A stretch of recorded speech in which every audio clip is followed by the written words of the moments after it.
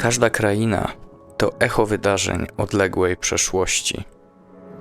Podobnie jak Polska, Albania była rozrywana przez silniejszych od siebie, a wpływ kultury imperiów rzymskiego i osmańskiego widać tutaj nad wyraz często. Z racji mieszania się tutaj różnych kultur, Albania stała się przykładem niespotykanej tolerancji religijnej. Co ciekawe, w 1967 roku dyktator Hodża ogłosił Albanię pierwszym ateistycznym krajem świata.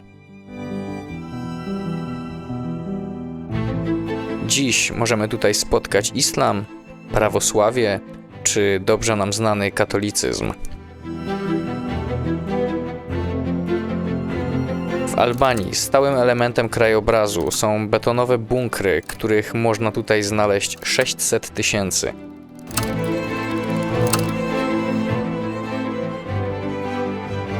My rozpoczynamy naszą przygodę w Golem, meldując się w hotelu Fafa Resort, z którego rozciąga się piękny widok na Adriatyk.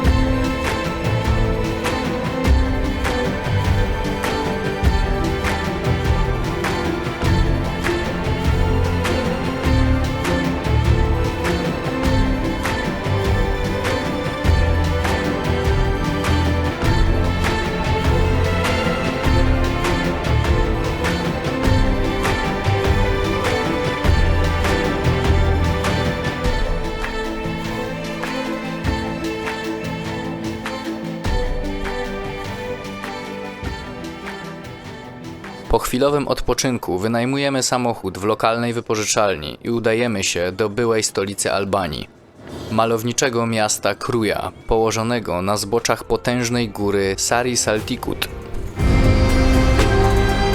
To tutaj rozegrały się kluczowe dla burzliwej historii Albanii wydarzenia. Osmanowie na zajętych przez siebie terenach, aby zmusić albańskich władców do płacenia trybutu, brali ich synów za zakładników. Podobnie jak robiło to Imperium Rzymskie. Tak narodziła się żywa legenda Albanii. Skanderbeg, czerwony proporzec Czarnego Orła, początkowo walczy po stronie Osmanów w Azji i Europie. Po wielu militarnych sukcesach Turcy nadają mu tytuł Bel Aleksander, porównując go do Aleksandra Wielkiego. W XV wieku, przy nadarzającej się okazji, Skanderbeg zmienia strony, wyzwala Kruję i zaczyna jednoczyć albańskie księstwa, stając się bohaterem narodowym. Nad miastem góruje cytadela Skanderbega, w której bohater odpierał kolejne osmańskie ofensywy.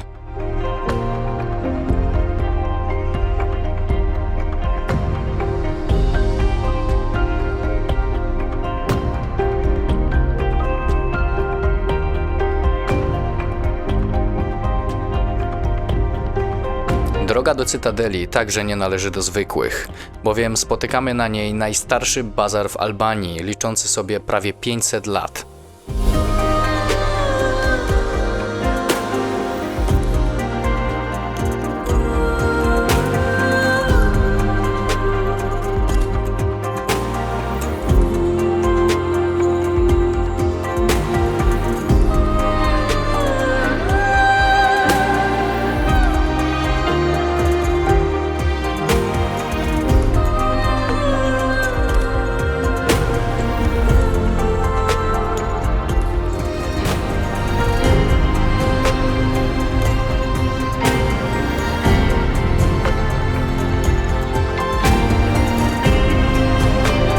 Zostawia mnie z nieodpartym wrażeniem, że jest jednym z najpiękniejszych miasteczek, w jakich byłem.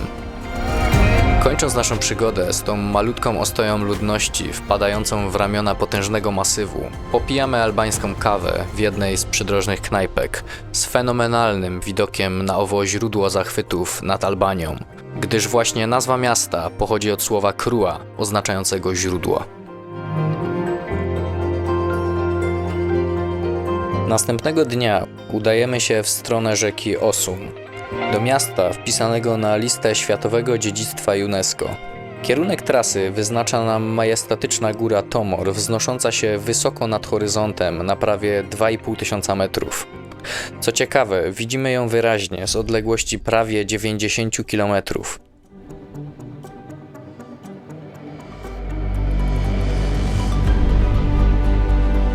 Miasto Tysiąca Okien założone zostało w odległej starożytności przez Ilirów.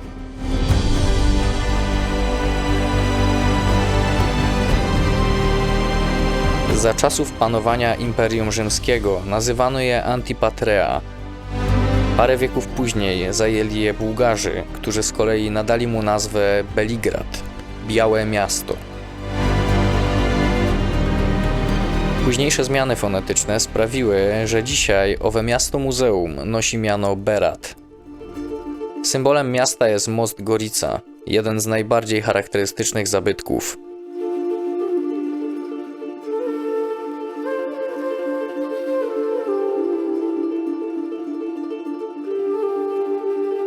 Docieramy nim do klimatycznej dzielnicy o tej samej nazwie, pełnej wąskich uliczek, gdzie poczuć można prawdziwy klimat starożytnego Beratu.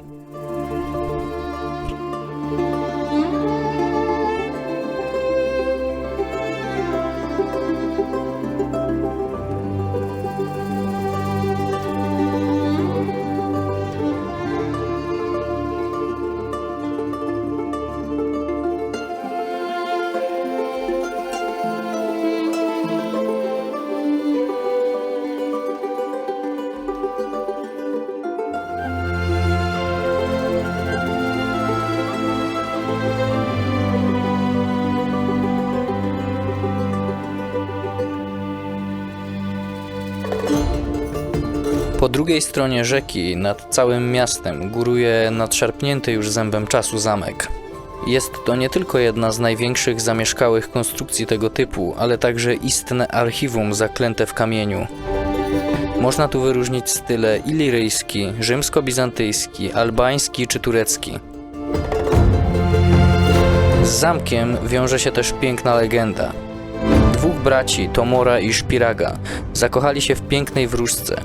Bóg, nie mogąc patrzeć na krwawe walki o względy wróżki, zamienił ich w góry. I tak z jednej strony miasta góruje Tomor z wierzchołkiem często zasypanym śniegiem, a z drugiej Mal Szpirak, góra pofałdowana. Wróżkę natomiast Bóg zamienił w kamień, na którym powstał zamek w Beracie, a jej łzy stworzyły potężną rzekę Osum.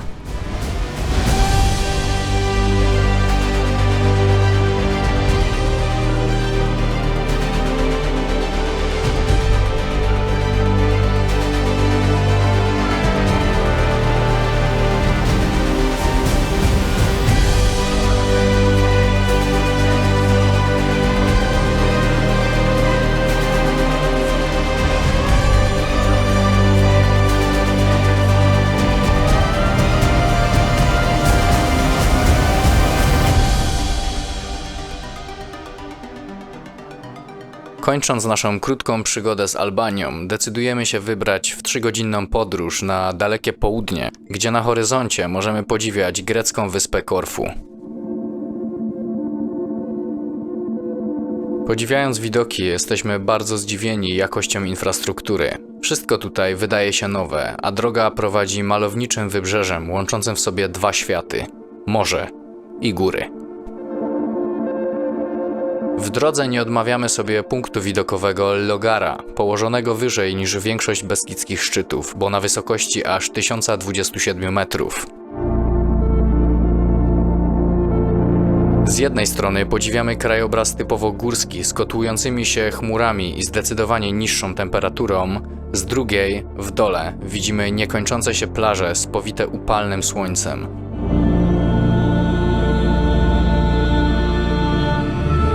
Po ponad 3 godzinach wreszcie docieramy do celu, gdzie naszym oczom ukazuje się coś, co ciężko opisać słowami.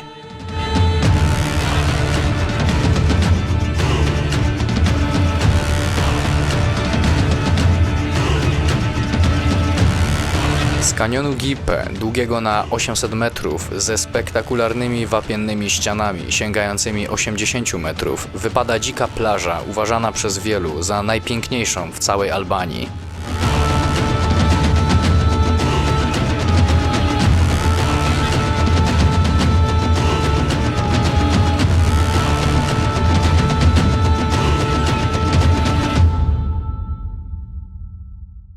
Albanię zapamiętam jako kraj nieskażony typową turystyką, w którym nikt nie zaczepia cię na ulicy, żeby wcisnąć ci zdjęcie z papugą.